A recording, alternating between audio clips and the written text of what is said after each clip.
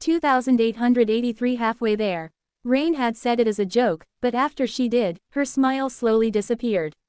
Cassie did not seem amused, either. Instead, she simply faced the young woman with a solemn expression. Eventually, she said, "Knowledge is a perilous thing, Rain." The fact that it was Song of the Fallen speaking those words gave them much more weight. Rain sighed. "Yeah, I figured. She knew enough to know that knowing too much was a death sentence. Actually, death seemed merciful compared to the horrible fate that awaited those who learned the wrong things, by accident or on purpose. One had to protect their mind dutifully in the age of the nightmare spell. So, Rain had to be careful as well. Despite all the boons her ascended ability granted her, it could also doom her. That was how things went. Anything that was of use came at a price. She remained silent for a while before asking quietly, "What are we going to do, Cassie?" She was worried about her family. She was worried about her brother, as well, even if he seemed implacable at times. The only people she wasn't worried about were the members of her cohort, who had escaped into a nightmare in time. Challenging the nightmare had actually turned out to be the safest bet, because the real world was much more hazardous. If that was not irony, she did not know what was. Humanity had been subjugated by a demented supreme, while another one was waging a war to have it destroyed. The world seemed to be ending, ahead of schedule, no less, considering that it had already been ending for a while, and was set to be destroyed completely in a few years or so, when the Dream Realm finally consumed Earth. Rain wasn't sure what to do. Cassie studied her for a few moments, then spoke in a soothing tone. "Ravenheart wasn't hit that hard. There were relatively few casualties. I saw it in Mordred's memories. Your family should be fine." Rain soaked in a shaky breath, only realizing then that she had been holding it. She gave the blind woman a look of gratitude. Cassie leaned back and sighed. "As for what we must do our best to help the King of Nothing in the war against the Hunger Domain, against humanity." She paused for a moment, and then added, "Because Sunny and Neffys left, things went awry for him, and he failed to wipe out enough of humanity before the enemy enthralled it. So, the Mirror Domain cannot compare to the Hunger Domain, at the moment. Mordred will put up a fight, but eventually, he will be pushed back against the Hollow Mountains." She turned her head a little and faced Rain. "You might think that one saint and one master won't be enough to change much in a war between supremes. But you'll be wrong. I am uniquely suited to help Mordred fight the Dreamspawn. He needs my help, and I need yours. I need you to become my eyes for a while, Rain. Will you help me?" A pale smile appeared on Rain's lips. "It feels nice to be needed." Her tone wasn't very animated, though. She remained silent for a while, and then said, "I did stab you, after all. So, naturally, I'll help you, Cassie. Until Sunny and Neffys come back." Cassie smiled. And nodded. "Until Sunny and Neffys come back." At the same time, the molten edges of the sun revealed themselves above the white dunes of the Nightmare Desert. The deathless, most of them, at least, watched the light conquer the world in eerie silence, then retreated with the shadows, sinking beneath the sand. Those who had lingered hid, as well, moments before the light washed over them. Sunny crouched, breathing heavily.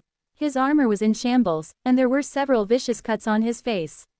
They were not bleeding, of course, but they weren't healing either. The killing will of those who had wounded him lingered in the cuts, and so, his supreme body was struggling to erase them. He was tired. By now, the dark silhouette of the tomb of Ariel was much larger on the horizon, which meant that they had drawn much closer to it. By Sunny's estimation, they had made it halfway to the Great Pyramid, which was good news. The bad news, however, was that the deathless they fought at night were growing more and more powerful. His Shadow Legion was in shambles, with all weaker shades long vanquished. He threw those of them who were mended into the fight as soon as he could, but it was of little use. They would only be wiped out again, serving little purpose. The stronger shades, therefore, had become much more precious. It took longer for them to be restored in the dark flames of his soul, so he could not allow them to fall easily. Many of them were now torn and tattered, surrounded by billowing clouds of dark fog. Their figures were battered and vague. A shadow fell over him. Looking up, Sunny saw Saint. She silently stood guard above him, her fearsome black armor marred by ruby dust. Slayer was in the distance, calmly fashioning arrowheads out of shards of black stone. Neffys, meanwhile, before Sunny could look up to see her, the sand quaked from the sounds of heavy steps, and another shadow fell over him. That one belonged to a towering skeleton encased in a strange armor that had been seemingly forged out of shards of glass. The skeleton was holding a fearsome great axe, its blade forged from the same glass, and Lo looking down at him with a grin. "Look, Shadow, your army is getting weaker with each day." Azarax let out a mocking laugh. "While mine is only growing stronger. Where is your arrogance now?" Sunny glared at him silently. Eventually, though, he was forced to answer. "Same place. I am still pretty arrogant, I think." The ancient tyrant kept staring at him with a vicious grin.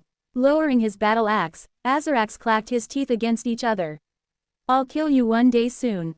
Sunny did not answer. Usually, he would have mocked the deathless sovereign, but at the moment, he was not in the mood. Not the least because of the fact that Azarax's bones, which had been white before, were now almost entirely black. 2884 Ancient Menace. Azarax had looked a little pathetic, hanging there on the tree. His personality, too, seemed overly domineering for someone who possessed a true kind of strength. Those who were truly strong did not usually feel the need to constantly assert their dominance, after all. But once the ancient tyrant regained his freedom, Sunny swiftly realized that he was truly a force to be reckoned with. He was an incredible ally to have, to the point that it was a little chilling. There were three things that made Azarax so fearsome. First and foremost was his skill as a warrior. Both Sunny and Nephis were astonishing combatants in their own right, but even they had to admit that Azarax was a daunting opponent. He was ferocious, vicious, and devastating, moving across the desert like a raging storm, but, at the same time, he was deeply cunning and eerily astute, guiding the annihilating power of his wrath with surgical precision and cynical malice. Most of all, he was experienced. A storied conqueror and a veteran of the Doom War, Azarax possessed a wealth of combat experience that they could not hope to match. Could not even fathom, perhaps, considering how young they were in relation to the ancient tyrant. The second quality that made Azarax a terrifying existence was the refined skill with which he wielded his will. That, too, was something that neither Sunny nor Nephis could replicate because of the sheer difference in age between them. If what Azarax had told them about his empire being the forerunner of the War Empire was true, then he had been supreme since the latter part of the Age of Heroes, a good 1,000 years before the Age of Demons, which saw the world be destroyed by the Doom War. That meant that he had been learning how to wield his will for thousands of years, while they were barely a couple of years into being supreme. As a result, the degree to which Azarax could bend the world to his will was far greater than what they were capable of, and the ways he could express his will were similarly far more varied and refined. Take the glass armor and the great axe he was wielding, for example. Those weren't memories, and neither were they spoils he had scavenged from other deathless. Instead, he simply willed the sand to be pressured into an brilliant liquid, which solidified into nearly indestructible shards of glass. Those shards then formed into an armor around him all on their own, while at the same time coalescing into a heavy axe. And that one was merely a visible application of what Sunny and Nephis had witnessed. There was no telling how else Azarax was reshaping the world, his tyranny unseen. Neither of them could match that skill. The third quality that made the ancient tyrant so menacing was his aspect. Azarax was keeping the details of his aspect close to his chest, only letting a few details slip. But Sunny had been able to surmise the rest by observing him in battle. From what the ancient tyrant had told them, his dormant ability was the foundation of his conquest, and it was a frightening ability, indeed. It made it so that every time Azarax killed a living being, he grew stronger. And over thousands of years of bloodshed, he had killed an incalculable number of living things. The deathless sovereign's strength was indeed terrifying, the stuff of legends, really. People sometimes talked about how one could bring down a mountain with a blow, but it was usually a hyperbole. In the case of Azalax, however, it was quite a literal description, and that augmentation did not only affect his might, either. It also made his body, or his bones, now, more durable. So, he was almost indestructible as well. It was his awakened ability that had made Azarax known as the Plague of Steel, though, and it was far more insidious. That ability made it so that every living being he defeated in single combat became his thrall. Sunny was not sure if the beings the ancient tyrant subjugated were made unquestioningly loyal to him, or if they maintained their original beliefs and aspirations while not being able to refuse his commands. What he did know, however, was that Azarax had begun to assemble his great army that way thousands of years ago. It was that ever-growing army that earned him the title Plague of Steel. He also knew that Azarax had been making a very cynical choice every time he used that ability. He weighed the usefulness of a being and decided whether it would be more beneficial to make them his servant, or simply to kill them in order to grow stronger. In any case, that was how Azarax was slowly assembling an army of Deathless in the Nightmare Desert. After the first night, there were only a few undead warriors who had begun to follow his commands. After the second, there were twice as many, and by now, a whole army of skeletal horrors were following him into battle, threatening to outgrow the battered Shadow Legion. That was what made Sunny think that perhaps Azarax had not been bluffing when he proclaimed his desire to conquer the Nightmare Desert. The Ancient Tyrant's Ascended ability was a curious one. It allowed him to amplify his presence and use it as a weapon against his enemies. The suffocating, oppressive power of his presence instilled dread and trepidation into the hearts of everyone around him, making them weaker. It could also turn into a quite physical manner of pressure, crushing his enemies into dust. The curious thing about it was that Azarax seemed to have possessed a powerful presence even as an Ascended. His transcendent ability, actually, Sunny was not sure. The Ancient Tyrant seemed to be capable of changing his size at will, at times becoming a towering colossus, but there was no telling if that was his transformation or if that was just another application of his will.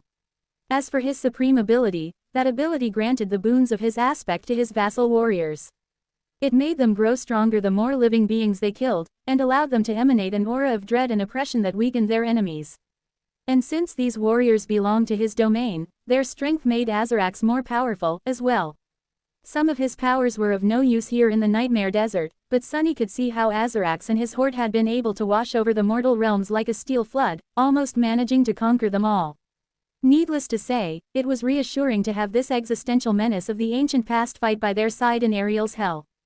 So, at first, Sunny had been really happy. That was before he noticed that the Ancient Tyrant's bones were slowly changing color, making him look more and more like the mindless Deathless they were fighting, and that Azarax seemed to be regressing little by little, losing bits of awareness after every night.